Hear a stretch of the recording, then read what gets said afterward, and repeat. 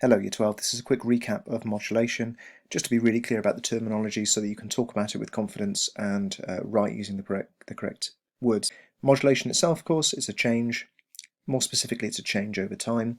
Quite like using the word modifying because it shows the, that same mod root. Of course, modulation itself is quite often shortened to mod, hence why you have a mod wheel on a MIDI keyboard. Just a really quick alert. Modulation is also used to describe a change in key in music. In the straight music course, they'd refer to a change from C major to D major as a modulation. But of course, we use it to mean a change of a parameter in synthesis or sampling. And this is, I've said the ingredients, but it's more like the signal flow. We have some kind of source, which is the source of the change. It's the thing that changes. And we have the target or the destination, which is the parameter that is going to be changed. So I want you to pause the video and I want you to write down an example of a source and an example of a target. Now there is an basically infinite variety of what they could be, but of course there are some common ones and there are some not so common ones, and some stupid ones that don't make sense. So can you think of a common source and a common target that would be used for modulation? Pause the video now and write them down. Okay, you've unpaused the video. These are some that I could think of off the top of my head. Very common to have an LFO, low frequency oscillator, or an envelope generator. The main difference being an envelope generator tends to run from start to finish and then stop. An LFO tends to oscillate again and again and again and again and not stop. So it depends on what kind of source you want. Target, very common, filter cutoff frequency, pitch, volume. What else is a really common one? Pulse width. If you have a pulse wave, the pulse width of that wave is very common to be modulated. In fact, it's worth pausing now, and can you write the source and the target for both tremolo and vibrato, which are two words that they're such common kinds of modulation, we've decided to even give them special words. So can you remember the source and the target of tremolo and vibrato? Can you pause the video here and write all of those 4 facts down? Okay, so I asked you to write down the source and the target for both tremolo and vibrato. Tremolo is this. The source is an LFO, generally a sine wave. The target is an amp, or the amp volume, or the volume, or the output. Vibrato is an LFO, which I thought was a sine wave, but actually in retrosynth it turns out to be a triangle when I checked. And vibrato is, the target vibrato is the oscillator pitch, or the fine pitch of that oscillator, obviously not the coarse pitch. And just remember that, in fact, you know what, that's stupid, isn't it? It's not called fine pitch, it's tune. That's how that's referred to. So it's the oscillator pitch, or I suppose you could map it to the fine tuning or the coarse tuning. But for vibrato, of course, it's fine tuning. Okay, just remember that that's one modulation signal flow. It's modulating one parameter of one component. The components are the blue. The parameters are the individual knobs, faders, settings, whatever you want to say. So, for example, for a VCF, in fact, let's do it. Let's pause. Can you remember all of the parameters of a VCF? So pause the video, can remember all of the parameters possible for a VCF. Okay, now you've unpaused. I've gone and found the VCF. Here it is in the middle of the ES1. Cutoff frequency is the one I mentioned. Oh, filters. Well, let's do the common ones first. Resonance is the next most common, except of course I've forgotten the most important one, which is what kind of filter is it? Now, in fact, ES1 only has low-pass filters and doesn't even label it. It just imagines that you'll just presume it's a low-pass filter because that is the most common filter type. But filter type is a parameter of a VCF. So on other synths you'll be able to change it to high pass, low pass, band pass, etc, etc. You'll be able to change the filter type. That's what that's called. As I said, resonance also really important. It's the boost at the cutoff frequency. Drive is also very common, to actually drive the filter, overdrive it, so you get a bit more warmth and slight distortion. This is quite common. Key. This is a little hard to imagine, but it will change the filter cutoff frequency based on what key you've played on the keyboard. So that if you play really high notes, let's say it's low pass, you don't want all of them to be cut off. So as you go up the keyboard, the filter cutoff frequency, although it doesn't physically move around like that, it will be slightly increased so as to not eliminate all of those high frequencies and those high notes you're playing. So it just kind of pays attention to the key you're playing, and it changes the filter based on what key it knows you're playing. Or you can just turn it off. It's worth having a listen to both sides, because it makes more sense when you listen to it than when I'm trying to describe it like an idiot. So let's go back to PowerPoint.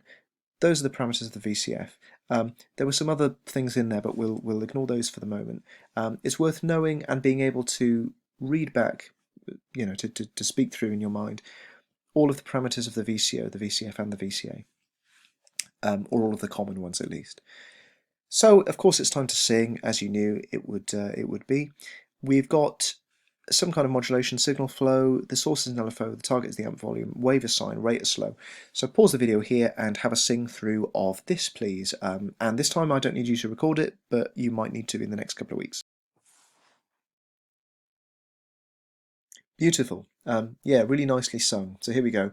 LFO, sine, and it's slow, and it's the amp volume. Okay, so it's something like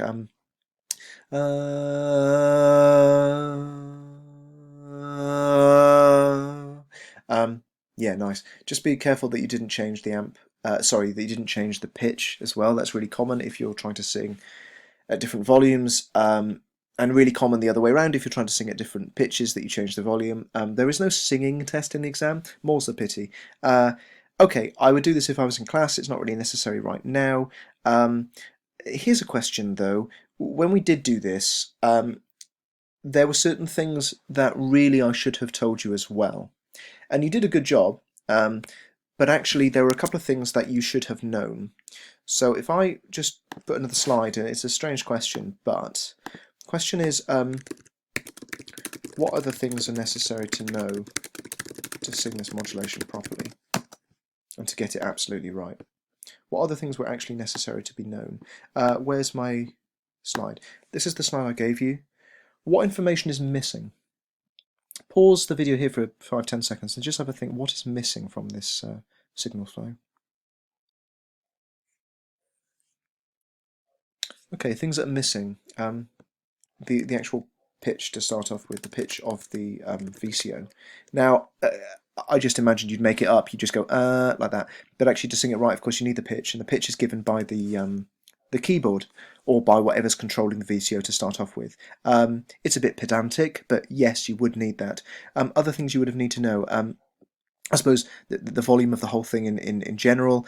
You need to know how slow is slow, so it would be nice to have known, Mr. Reed, a precise rate that you wanted me to sing at, and for example also whether it was sync or not. Sync means that it's like quarter notes, eighth notes, things like that. If it's not synced, it's likely to be numbers like 0.5 hertz, which means how many times per second. So it'd be nice to know what the rate was exactly and whether it was synced. That's presumably the past participle of to sync. The most important thing, though, that I really hope you thought of was the intensity or the depth, and this is how much should the amp volume go up and down. What's the maximum amp volume and what's the minimum? This has a massive effect on modulation. It's the one that everyone forgets. So as well as the source, and of course, if it's an LFO, what is the waveform being used to modulate? What is the rate of it? Is there an attack? In alchemy, you can delay the onset of this modulation. The target is also very important, but in the middle, there's this missing step in this signal chain, which is the intensity or the depth of how much actual change do you want. We're thinking about second order modulation. So in this diagram, there's some other second LFO with its own parameters and also its own intensity being used to modulate the primary LFO that is being used to modulate some other kind of pitch. So you can daisy chain these together, which is simpler in some synths than others. Commonly in a hardware synth, you might have modular components or semi-modular components. So you'd have an actual patch cable to patch different components one to another, and this happens in synths, modern synths like the Microbrute. And the or the MS-20, synths like that, but not, for example, in synths like the Minimoog. Okay, if you're thinking of old-fashioned synths. Okay, another little thing to try. Can you pause this video and explain this synthesis in words? So can you read and can you write down what is going on here? What modulation is going on here? Can you write it in words? Pause the video now and have a go.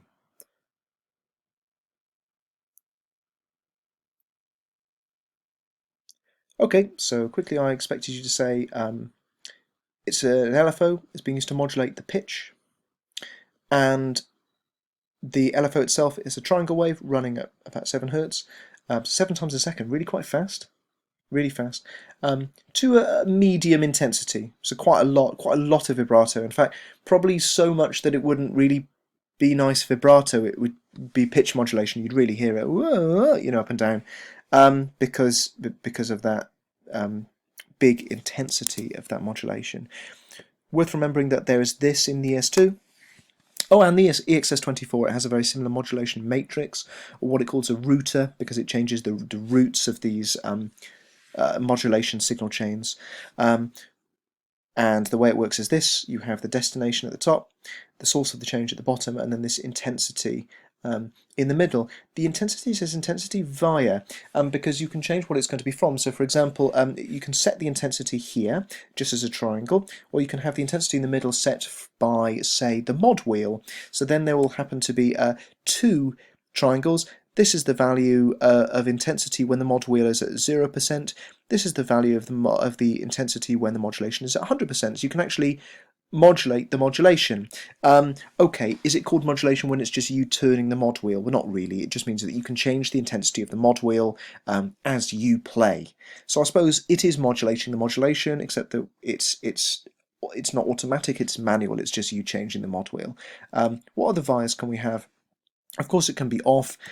You can explore, we can have a second source of modulation actually changing the intensity in the middle. A couple of other things. This is bypass, it means that it turns it off. This is inverse, so that you can see the difference between this one and this one. It means that this is actually the intensity when the modulation wheel is at 100%, and this is when it's at 0%. It just inverts the scaling.